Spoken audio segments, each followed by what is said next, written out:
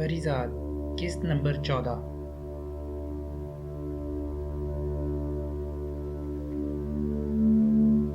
उस्ताद मस्ताने के शागिर्दों ने भी अपने तौर पर आसपास पड़े औजार बतौर हथियार उठा लिए, क्योंकि इन्हें यकीन हो गया था कि इनका उस्ताद हमसे अकेला ही भिड़ जाएगा।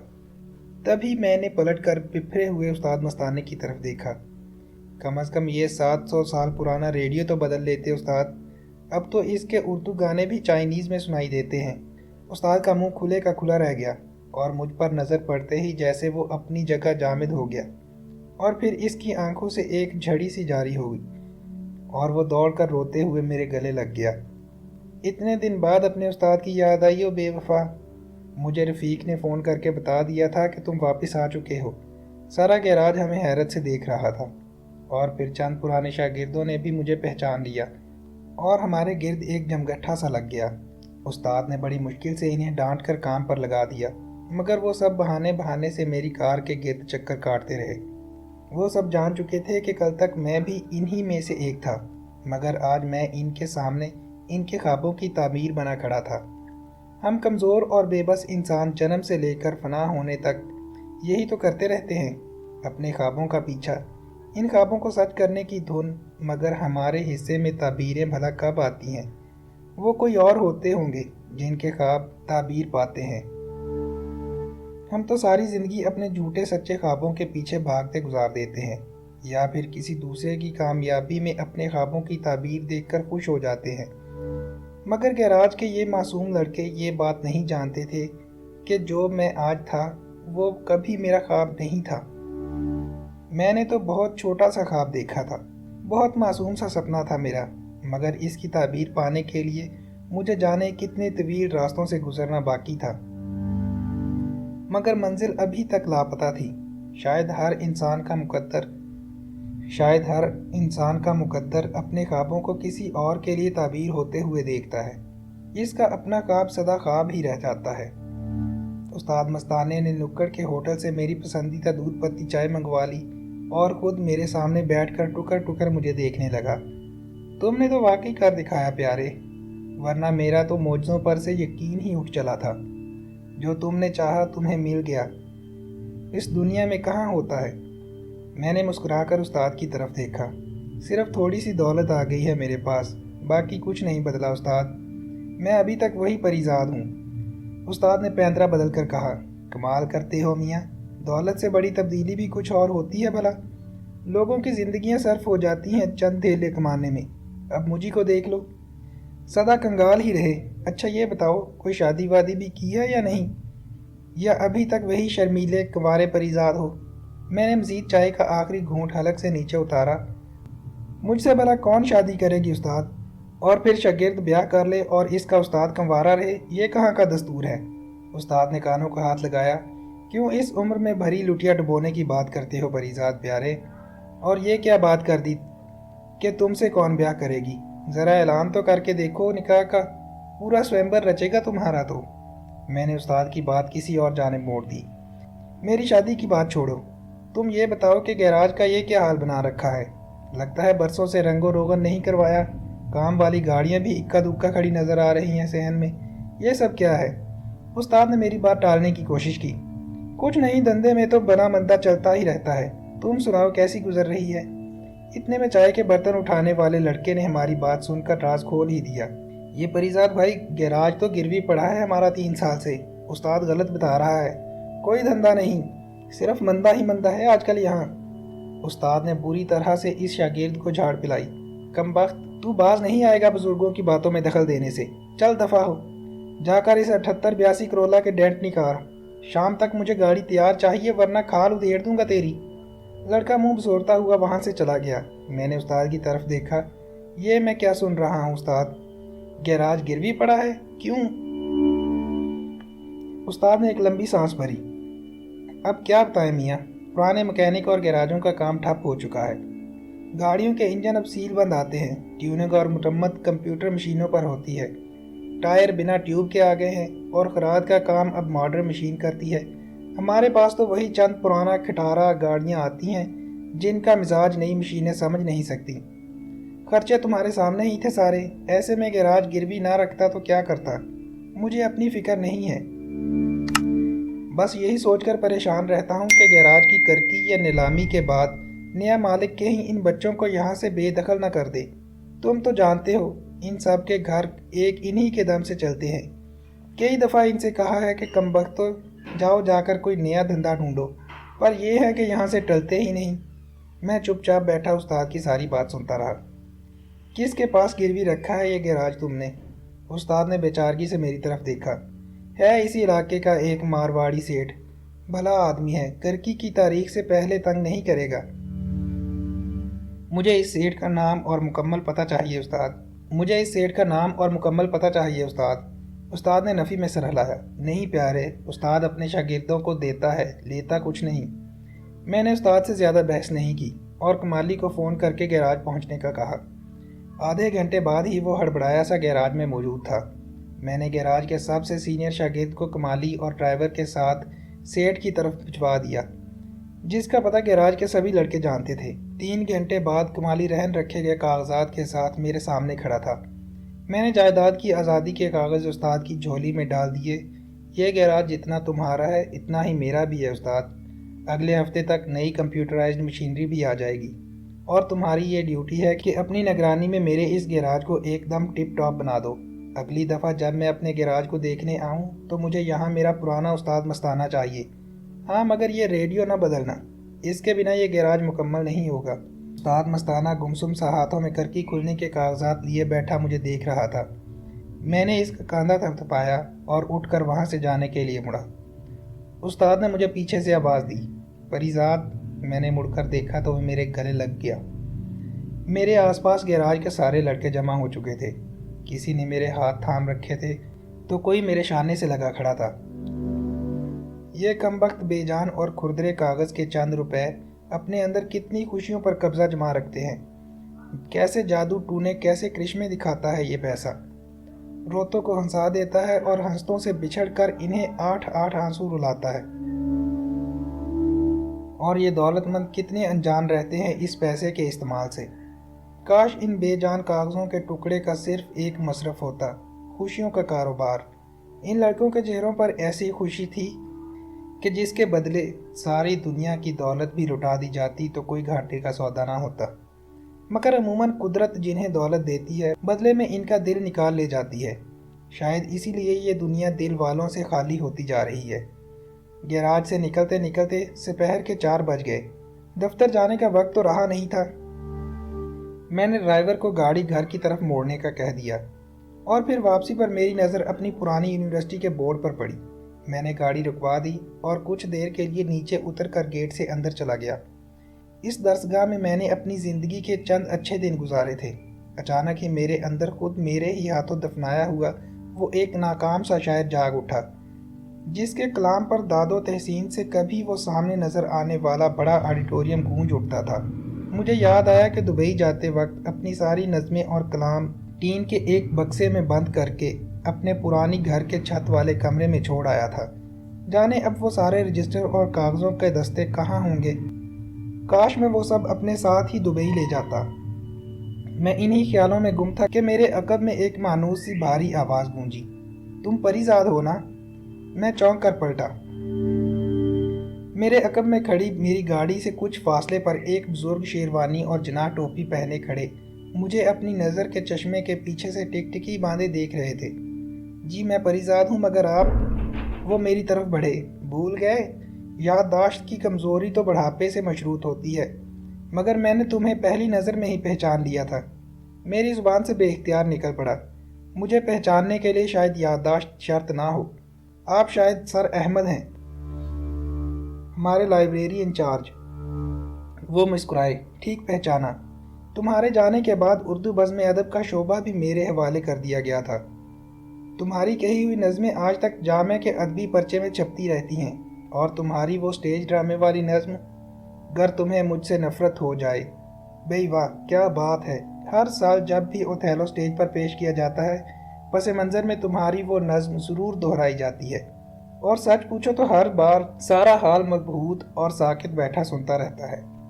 میں خاموشی سے احمد صاحب کی باتیں سنتا رہا۔ میرا دل چاہا کہ میں انہیں بتا دوں کہ وہ شاعری بھی میں کسی خاص مقصد سے کرتا تھا۔ کالج کی چند محجوبینوں میں توجہ حاصل کرنا مقصد تھا میرا، اور بس۔ سچے شاعر ایسا بھلا کب کرتے ہیں؟ انہوں نے غور سے میری طرف دیکھا، مگر ایک بات میری سمجھ میں نہیں آئی۔ تم اچانک یونیورسٹی چھوڑ کر کہاں چلے گئے تھے؟ تعلیم مکمل کی یا نہیں تم نے؟ میں نے دھیرے سے جواب دیا، کچھ گھریلو مجبوریاں تھیں، مجھے دبئی جانا پڑا۔ احمد سر نے پلٹ کر میری قیمتی گاڑی اور گارڈز کی طرف دیکھا۔ لگتا ہے تم نے وقت ضائع نہیں کیا وہاں، لیکن تم یہاں باہر لان میں کیوں کھڑے ہو؟ اندر چلو، بہت سے طالب علم تم سے ملنا چاہیں گے۔ اردو شعبے میں اکثر تمہاری نظموں پر بات چلتی ہے۔ میں نے طریقے سے معذرت کی، نہیں سر، آج نہیں، یہ میرا کارڈ ہے، کبھی فرصت ملے تو میرے دفتر چکر لگائیے گا، آپ کی خدمت کر کے مجھے بہت خوشی ہوگی۔ یونیورسٹی سے گھر واپس آنے کے بعد بھی میں بہت دیر تک یونیورسٹی کی یادوں کو اپنے ذہن سے نکال نہیں پایا۔ مجھے نٹکٹ سی لبنہ بھی یاد آئی، جانے وہ کہاں ہوگی۔ سیٹھ عابد سے شادی کے بعد کبھی اس کے بارے میں کچھ سننے میں نہیں آیا۔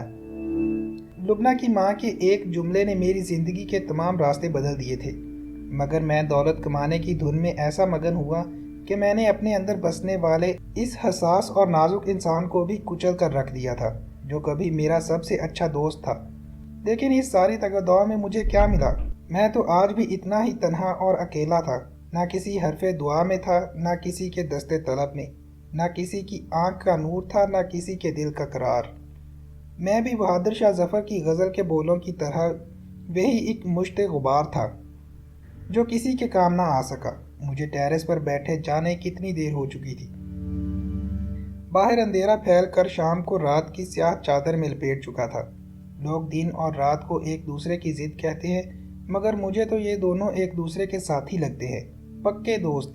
تبھی تو جب دن شدید تھکن سے چور ہو کر شام تک ہانپنے لگتا ہے، تب شام اپنی مہربان سہیلی رات کو آواز دے کر بلاتی ہے، اور رات اپنی کالی شال میں اس تھکے ماندے دن کو سمیٹ کر اسے سلا دیتی ہے۔ یوں شاید ہر رات کی گود میں ایک بھرپور دن آنکھیں موندے سو رہا ہوتا ہے، بس ہمیں نظر نہیں آتا۔ کچھ دیر بعد نوکر نے آ کر بتایا کہ کمالی مجھ سے ملنا چاہتا ہے۔ کمالی ٹیرس پر آیا تو معمول سے کچھ زیادہ پرتکلف لباس میں ملبوس تھا۔ یہ کیا سر، آپ ابھی تک تیار نہیں ہوئے؟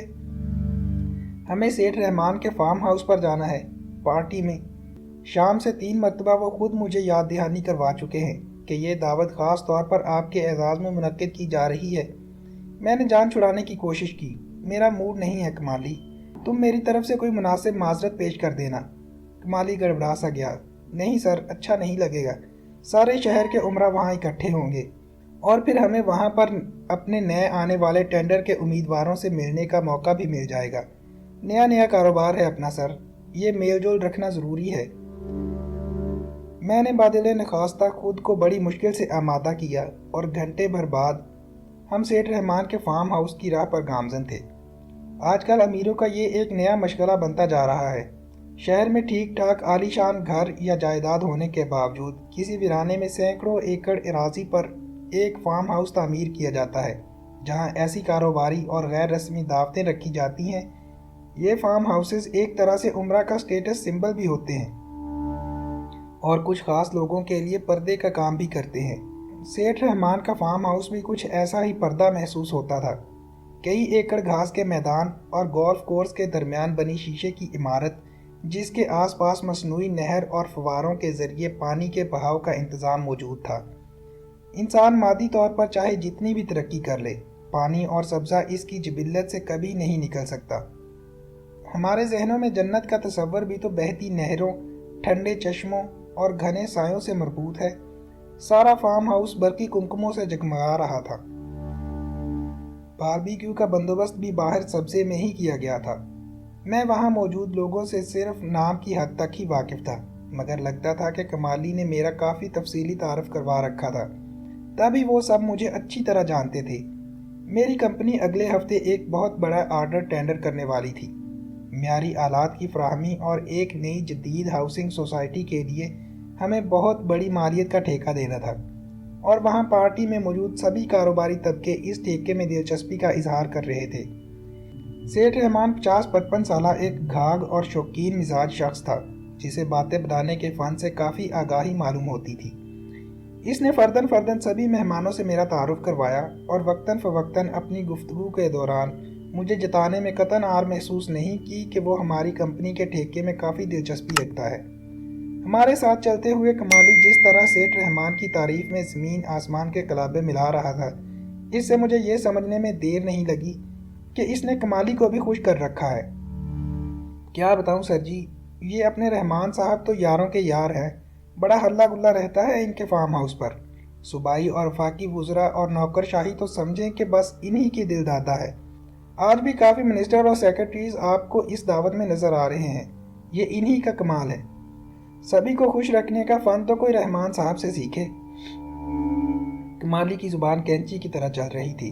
اس محفل میں مجھے ایک اور ادراک ہوا، اخلاقیات اور شرم و حیا کے معیار ہر طبقے میں اپنے طور پر رائج شدہ ہوتے ہیں۔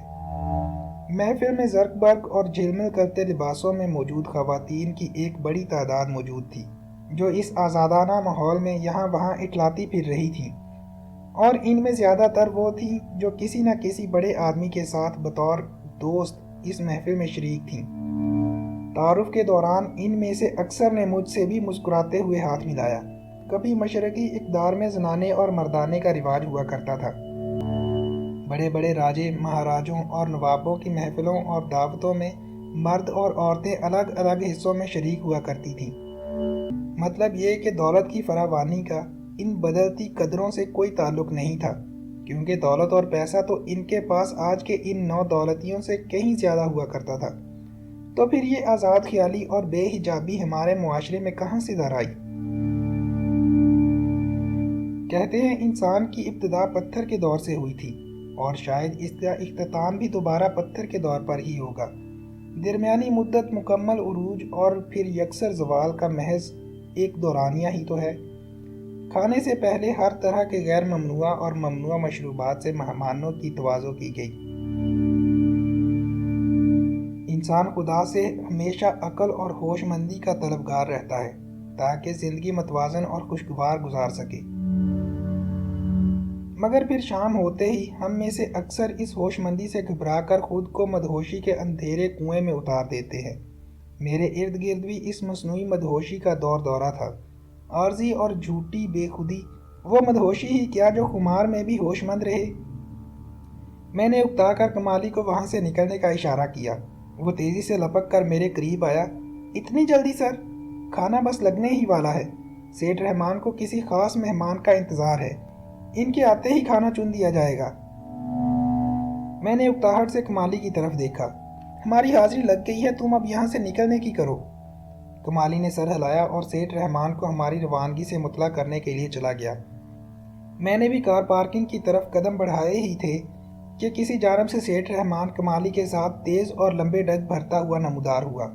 یہ کیا پی زیڈ صاحب، آپ ابھی سے چل دیے؟ ابھی تو شام اور محفل ٹھیک طرح سے بھیگی بھی نہیں۔ میں دھیرے سے مسکرایا۔ میں شام کو دیر تک باہر اوس میں بھیگتا رہوں تو مجھے زکام ہو جاتا ہے۔ بھیگنے کے معاملے میں کم ظرف واقع ہوا ہوں۔ رحمان میری بات سن کر زور سے کہکہا مار کر ہنس پڑا۔ خوب، بہت ہی خوب، مگر آج اپنا مقابل دیکھ کر جی خوش ہو گیا۔ اب تو میں آپ کو ہرگز اتنی جلدی واپس نہیں جانے دوں گا۔ محفل کے بعد بیٹھ کر آپ سے بہت سی باتیں کرنی ہیں۔ برسوں بعد کسی ہمزاد سے واسطہ پڑا ہے۔ میں نے جان نکالنے کی کوشش کی کہ مجھے اگلے دن کسی اہم پروجیکٹ کے لیے میٹنگ اور مواد کی تیاری کرنی ہے، مگر سیٹھ رحمان اڑ گیا۔ نہیں بھئی، ابھی تو آپ کو اس محفل کی جان سے ملوانا ہے۔ شہ پارہ بیگم چوٹی کی ایکٹریس ہیں، بڑی دھوم مچائی ہے انہوں نے فلم انڈسٹری میں۔ ویسے تو وہ کبھی کسی پبلک پلیس پر یوں آتی جاتی نہیں، مگر ہمارے ساتھ کچھ دیرینہ مراسم کا خیال ہے انہیں کہ آ رہی ہیں۔ یہ لیں، شاید یہ انہی کی گاڑی ہے۔ وہ آ گئیں۔ آپ بس 2 لمحے انتظار کریں، میں نے آپ کی بڑی تعریف کی ہے ان سے۔ وہ خود بھی بہت مشتاق تھیں آپ سے ملنے کے لیے۔ سچ پوچھیں تو وہ صرف آپ سے ملنے کے لیے آ رہی ہیں۔ سیٹھ رحمان جلدی سے آگے بڑھ گیا، اور میرا سوال میرے من میں ہی مچل کر رہ گیا کہ وہ بھلا مجھے جانتے ہی کتنا تھے کہ اسے میری تعریف کرنے کی ضرورت پڑ گئی۔ کچھ ہی دیر میں سیٹھ رحمان ایک زرق برق اور ناز و ادا کے پیکر کو لیے میری طرف آتا نظر آیا۔ میری نظر اس کے چہرے سے ہٹ کر ساتھ چلتی عورت پر پڑی اور مجھے حیرت کا ایک شدید جھٹکا لگا۔ میں اس عورت کو جانتا تھا، مگر تب اس کا نام شہپارہ نہیں، کچھ اور تھا۔ شہپارہ کی نظر میری نظر سے ٹکرائی اور وہ بھی ایک جھٹکے سے ٹھٹک کر وہیں جم کر رہ گئی۔